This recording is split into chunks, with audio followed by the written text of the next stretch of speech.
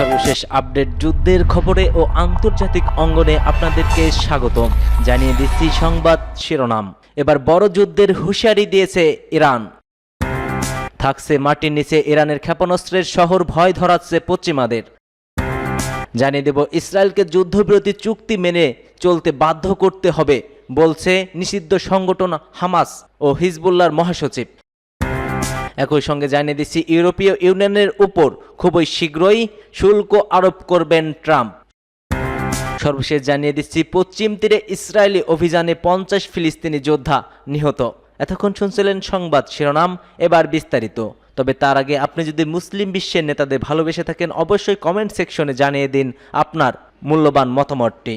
আর ভিডিওটি যদি ভালো লাগে একটি লাইক করবেন, পরবর্তী আপডেট পেতে চ্যানেলটিকে সাবস্ক্রাইব করবেন। সম্পূর্ণ ভিডিও দেখার অনুরোধ রইল। এবার বড় যুদ্ধের হুঁশিয়ারি দিয়েছে ইরান। ইরান পরমাণু অস্ত্র তৈরির দোরগোড়ায় রয়েছে বলে বহুদিন ধরে অভিযোগ করে আসছে ইসরায়েল ও তার মিত্ররা। এই অজুহাতে ইরানের পরমাণু স্থাপনায় হামলা করতে মুখিয়ে আছে নেতানিয়াহু। তবে যুক্তরাষ্ট্রের সমর্থন না পাওয়ায় এতদিন সেই খায়েশ অপূর্ণ থেকেই গেছে ইসরায়েলি প্রধানমন্ত্রীর। এমনকি গত অক্টোবরে ইরান ইতিহাসের প্রথমবারের মতো সরাসরি তেল আবিবে ক্ষেপণাস্ত্র হামলা চালালেও তেমন কোনো পাল্টা প্রতিক্রিয়া দেখাতে পারেনি ইসরায়েল। তবে 20 জানুয়ারি ডোনাল্ড ট্রাম্প যুক্তরাষ্ট্রের প্রেসিডেন্টের দায়িত্ব নেওয়ার পর হোয়াইট হাউসের নীতিতে পরিবর্তন আসতে পারে বলে আশঙ্কা করেছে অনেকে। অনেক বিশ্লেষক মনে করছেন ইসরায়েলকে সঙ্গে নিয়ে ইরানের পরমাণু স্থাপনায় যৌথ হামলার মতো ঘটনাও ঘটতে পারে। এমতো অবস্থায় নতুন করে হুঁশিয়ারি উচ্চারণ করেছেন তেহরান। দেশটি বলছে তাদের পরমাণু স্থাপনা হামলার শিকার হলে এই অঞ্চলে সর্বাত্মক যুদ্ধ ছড়িয়ে পড়বে। কাতার ভিত্তিক আল জাজিরা টিভিকে দেওয়া এক সাক্ষাৎকারে এমন সতর্কবার্তা উচ্চারণ করেছে ইরানি পররাষ্ট্রমন্ত্রী আব্বাস আরাকচি। দোভাষীর মধ্যেও তিনি বলেন, ইসরায়েল ও যুক্তরাষ্ট্র তার দেশের পরমাণু স্থাপনায় সামরিক হামলা চালালে তা হবে যুক্তরাষ্ট্রের সবচাইতে বড় ঐতিহাসিক একটি ভুল। ডোনাল্ড ট্রাম্পের দ্বিতীয় মেয়াদে যুক্তরাষ্ট্রের প্রেসিডেন্ট হিসেবে দায়িত্ব নেওয়ার পর থেকে সতর্ক অবস্থান জারি করছে তেহরান। যদিও ট্রাম্প কিছুদিন আগে ইঙ্গিত দিয়েছিলেন সামরিক নয় বরং আলোচনার মাধ্যমেই তিনি ইরানি সমস্যার সমাধান করতে চান। প্রায় একই সুরে হেঁটেছে অনেকেই। আরাকচির ভাষায়, এজন্য আগে ইরানের উপর সদয় হতে হবে যুক্তরাষ্ট্রকে। দেশটিকে আটকে থাকা অনেক বিভিন্ন সম্পদের উপর নিষেধাজ্ঞা প্রত্যাহার করে ট্রাম্পকে আগে আস্থা অর্জন করতে হবে বলে জানায় ইরানি কর্মকর্তারা।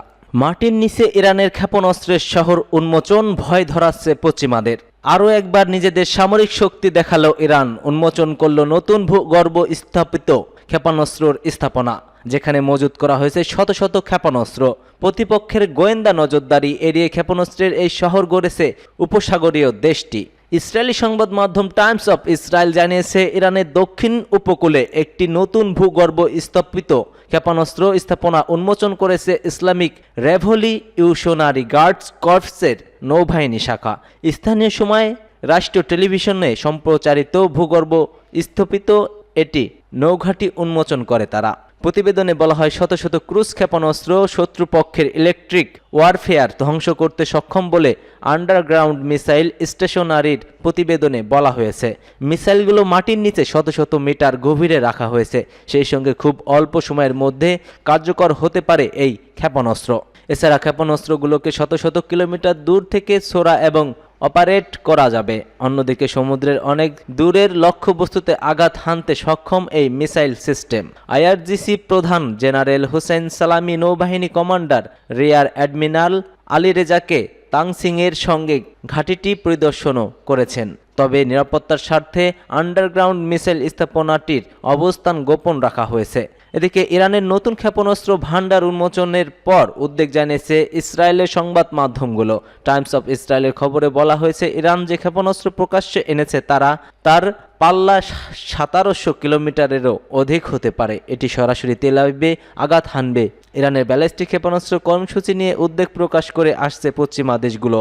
তারা ইরানের বিরুদ্ধে মধ্যপ্রাচ্যে স্থিতিশীলতা বিঘ্নিত করার অভিযোগও করেছেন। এরই মধ্যে ইরানের নতুন এই ক্ষেপণাস্ত্র ভান্ডার তাদের চিন্তায় ফেলবে বলে মনে করছিলেন বিশ্লেষকেরা।